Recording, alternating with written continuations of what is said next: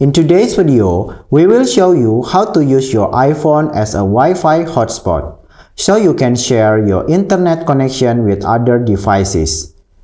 How to do this? We go to the point number 1, enable personal hotspot. First, let's enable personal hotspot on your iPhone. Here's how to do it. Open setting and then tap cellular. From cellular menu, choose personal hotspot. Then you can switch on allow others to join. After you activate that, you going to the point number 2 to connect another device. Point number 2, connect another device.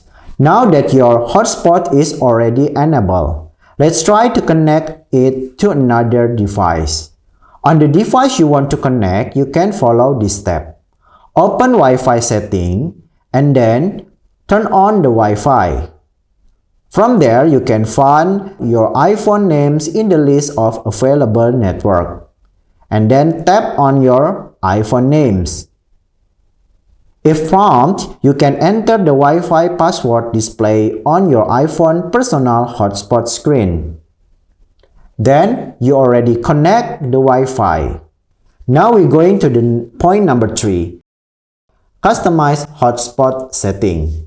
You can also customize your hotspot setting for better security and performance.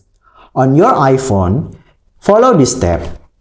After you open the setting and cellular, you can choose the personal hotspot and then type Wi-Fi password to change your password. After you finish, you can tap down.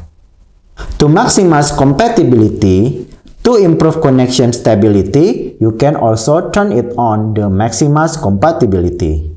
And that's it, our video for today. Thanks for watching. We hope this step-by-step guide helped you use your iPhone as a Wi-Fi hotspot whenever you need to share your internet connection.